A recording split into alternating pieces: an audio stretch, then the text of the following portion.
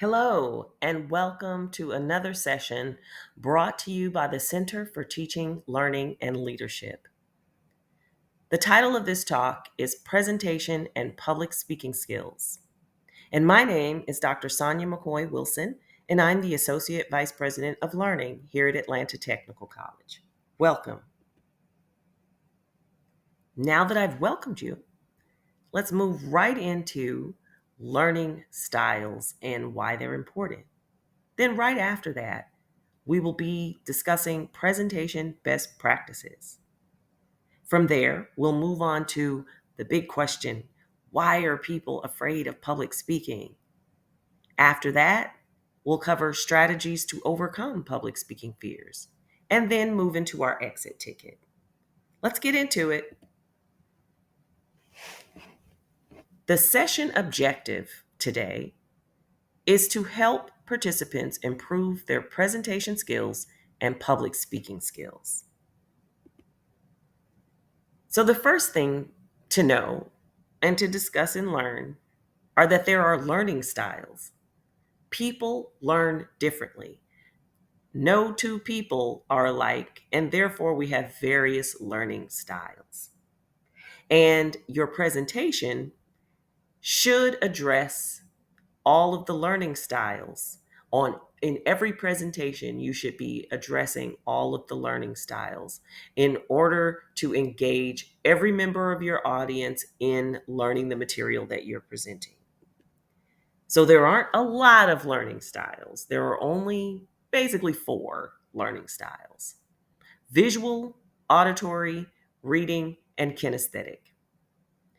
There's an acronym that will help you, or a mnemonic device: VARK. VARK. Visual, auditory, reading, and kinesthetic. That should help you learn the 4 learning styles.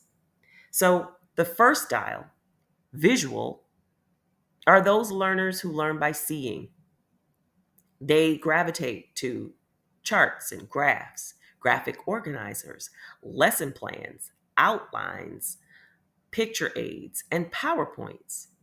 So, this presentation that I'm presenting to you now on presentation skills is also modeling all of the different components of good presentations and these best practices and strategies later. So, this particular slide appeals to the visual learner because it is a graphic to help display, to help portray learning material. And then the auditory learner, they learn by hearing, read alouds, listening centers, verbal instructions, discussions, repeating to a friend. So always intentionally provide something in your presentation that is going to address and engage the auditory learner. Reading and writing, those learners learn by reading and writing. They gravitate towards books and texts and dictionaries and note taking. Provide some intentional part of your presentation that will allow them to write things and then allow the auditory learner to discuss. The kinesthetic learner learns by doing. They like to incorporate body movement in their learning. You should intentionally provide some opportunities for these kinds of learners to move around the room. Tactile touch, feeling, hands on. That is how the kinesthetic learner learns. Now, let's talk about 5 best practices for presentations. Best practice number 1: present key points instead of full paragraphs. This is a common mistake. We have all seen it, where the PowerPoint goes past the introduction slide and there they are. Tons of paragraphs, many, many words on the page. This generally disengages your audience. Even those who learn by reading can't possibly take it all in, slide after slide after slide of the reading. And then the other, 3/4 of your room is disengaged from the information in the material that you're trying to present to them. So a slide like this is a perfect example of minimalists presenting key points instead of paragraphs. Best practice number 2,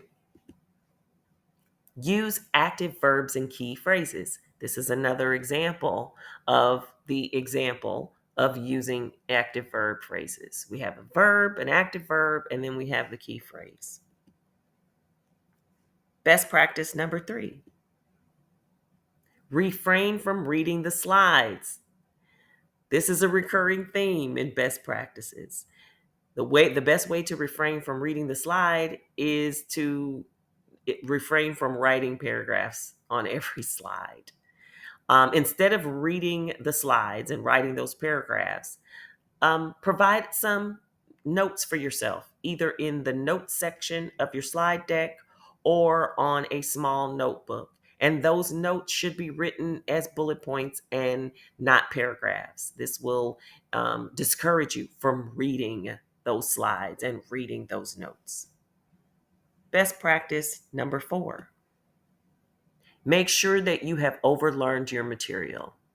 And by overlearning, that means that you should learn your material so thoroughly that your slides are merely cues for what comes next or what you had planned to discuss on each particular slide. Best practice number 5.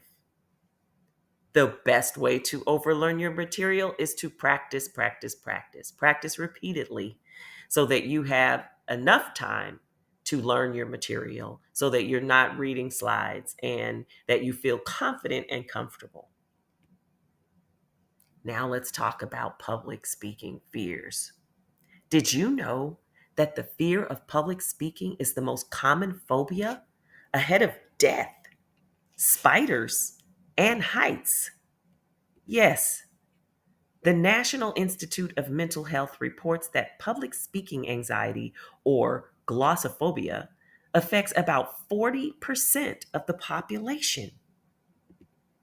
So, why are so many people afraid of public speaking? It seems that the underlying fear is judgment or negative evaluation by others.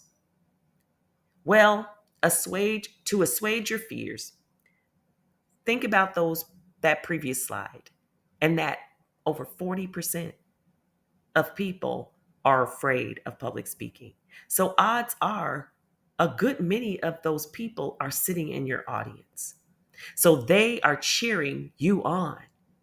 If you do well, then they feel better about public speaking. And so they're in your corner. Most of the people that you'll be presenting to in any given audience are friendlies. They are friendly people who want to hear what you have to say. They're excited about your presentation and they want you to do well. Here are 6 strategies for overcoming public speaking fears. Strategy number 1, be prepared. That's another recurring theme. Make sure that you prepare yourself well. Strategy number 2, be specific in the information that you're presenting and embrace your role as an expert. If you are prepared and if you go through all of those best practices I previously mentioned, then you will feel like you are an expert. And if you were selected to present that material, you are most likely the best person to present that material. Strategy number 3, use supporting materials wisely. Often presenters will inundate the audience with data because this is their comfort zone. But remember, you have all those learning styles in the audience. Not everyone in your audience is going to appreciate all of that data.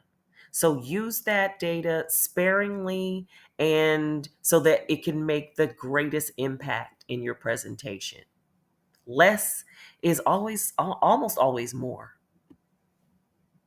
Strategy number 4, Use storytelling or humor. Sometimes a good story can break the ice and make the audience very comfortable. And if you're not a good storyteller, use humor. That also is a great way to break the ice. Strategy number 5, be creative and engage your audience. There are other ways to engage your audience using your own creativity. And strategy number 6, Toastmasters. Toastmasters is a wonderful way to help you become a better speaker and a better presenter. It also helps to develop your leadership skills and have you communicate with confidence and listen effectively. At Atlanta Technical College, we have a chapter of Toastmasters right on our campus.